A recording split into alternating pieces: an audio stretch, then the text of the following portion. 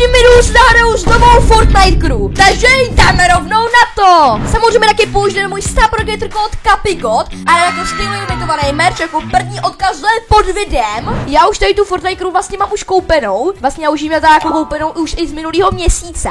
Takže vlastně jako já jsem si ji jako znovu nepředplatil. A teď si ji hele pokusím najít, protože já si ji musím zrušit. Cancellation info, cancel. Protože vlastně mi by to jako kdybych to jako nezrušil, tak mi to za 3 dny vlastně strhlo další peníze, což jsem úplně nechtěl a jenom jako je to hezký tady ten skin. Vlastně vám jako ukážu všechny ty skiny, jako který jsem dostal, protože já kámo dostal brutálně moc edit stylu a brutálně moc vlastně takovým bonusových verzích těch skinů. A vlastně jaký má bonusový verze tady ten skin? Mi to ani hele nechce ukázat, kámo.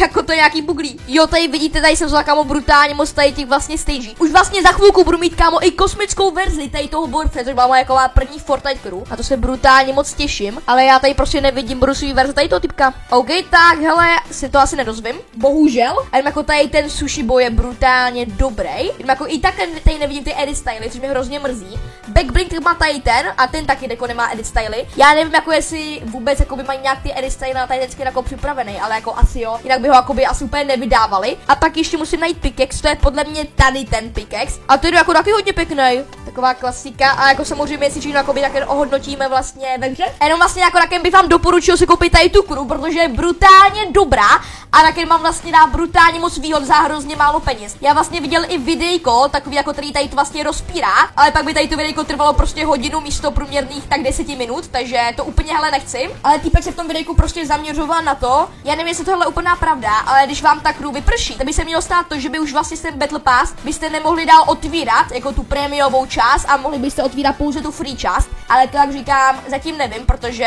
vlastně ještě mi ta Fortnite crew neskončila. A vlastně mi taky napište do komentářů, jestli si jako kupujete Fortnite crew, protože jakoby spoustu z vás si tu Fortnite crew jakoby kupuje, což je hodně hustý, jako taky je to jako asi jakoby ta nejlepší věc, kterou si můžete koupit, nebo minimálně ta nejvýhodnější. OK, hele, Sentinel pumpáš tomu modrá, kámo, to je best, sochu. Jakože best. Kámo, týpek já nebudu, kámo, protože já nebudu jako jezero, takže já se mu hezky jakoby vysměju, mu dám gridy. Right foot creep, oh, wanna with the heat. Tak, ty konci asi vezmu tady tu vojmastičku, protože reálně, kámo, ta vojmaska je úplně boží. Jakože reálně, to je úplně puťuňuňu. A jako taky jestli bych jako by měl doporučit jednu jedinou věc, kterou si jako máte jako koupit, jako pokud samozřejmě chcete utrácet do hry a máte na to jakoby penízky, tak rozhodně berte Fortnite crew, protože je to asi jako ta nejlepší koupě, jak už jsem řekl. Spiderwebs! Miluju Spiderwebse. Krásu, já se spavnul kamer, jde úplně ochu na střeše prostě. Jako tady to je jakoby moje první hra jako za celkem jakoby dlouhou dobu. Zhruba za 20 hodin, takže to je hodně. Kamo, a já tak nenávidím Chip 6 Movement, kamo, na to normálně kamo natočím videjko, jak moc nenávidím Chip 6 Movement, protože to je tak retardovaná věc. Správně jako tady to zemičko jako musím vypípnout, jo, ale to je tak blbá věc, ochu. Kdo by to rádi přidává nějaký ty kotrmance, to je tak kamo otravný, to je rádi nejotravnější věc v tady tý chapter. Nice, kamo, tady si hezky tady ten zemní sprite, OK, já mu dám tady to AR asi. Vyber si opatrně to, co mi dáš, už ti nemůžu vrátit. No vrátíš mi ale zlatou Sentinel pompu. Koukejte se na to, anebo zlatitej to AR-ko. Jedno z toho. Já jsem úplná Jolanda, kámo.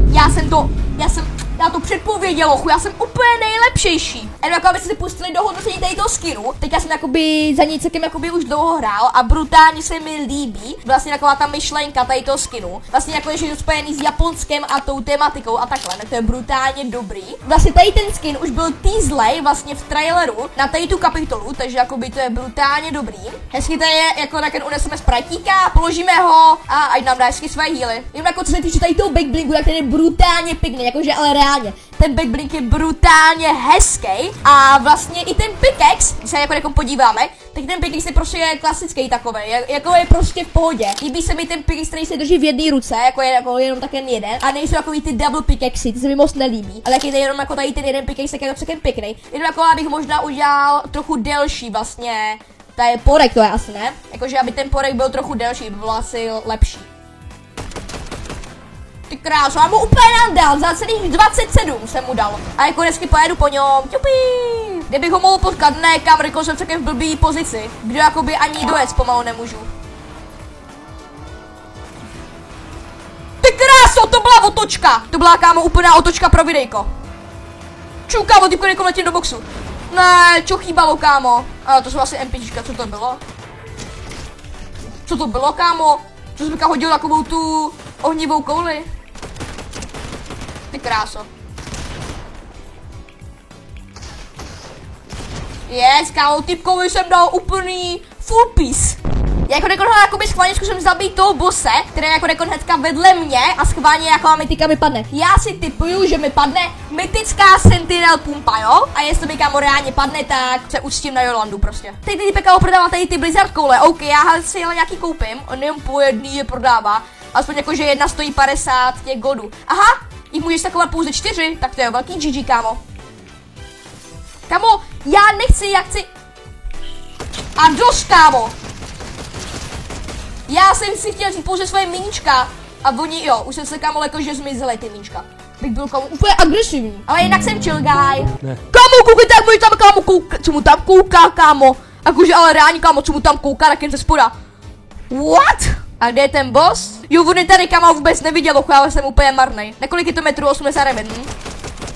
GG kámo, to nám je hezky, ale jako dostřelí, to je velký špatný. Já hlavně nechci kámo, aby mi odbouchl tady to moje auto. Jako reálně oni ho možná jako by zase buffli, díky tomu jako že má rekon podle mě více hápek. Jako měl předtím. Dříve měl jakoby hodně hápek, teď ho jako trochu nerfli a rekon jakoby ho zase podle mě buffli.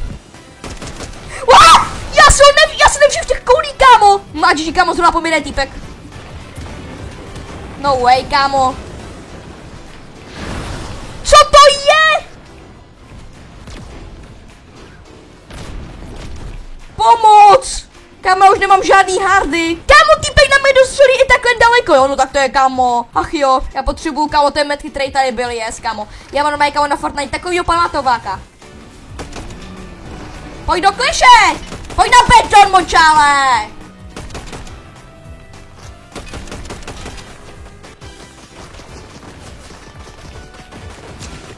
No stres, kámo, já jsem pouze chill guy.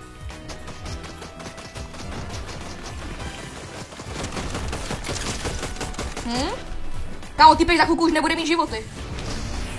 Sakra!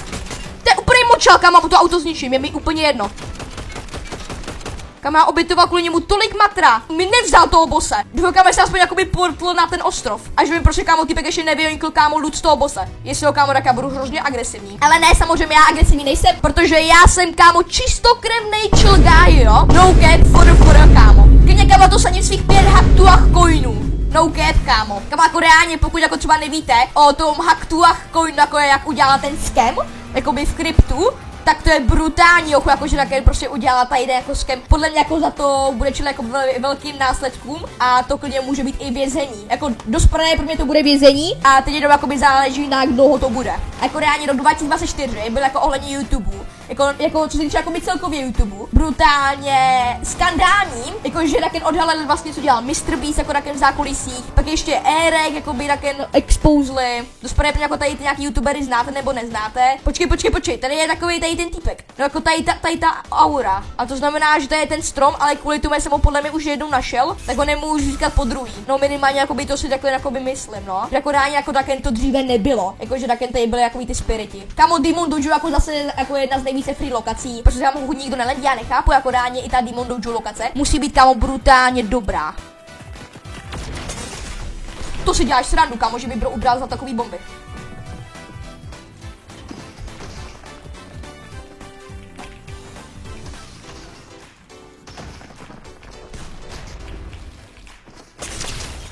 Taky si mu dal krek.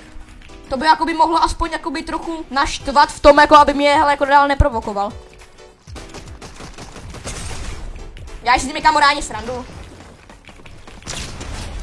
Vidíte, co se mi to kámo stalo? Já se jako zasekl v tom editu a týpek mi kámo ještě dává emote. GG, hochu, GG. Pokud by se vám tady to video líbilo, tak dejte like a odběr se mlečkem a uvidíme se u nějakého dalšího videa. Čubus Autobus.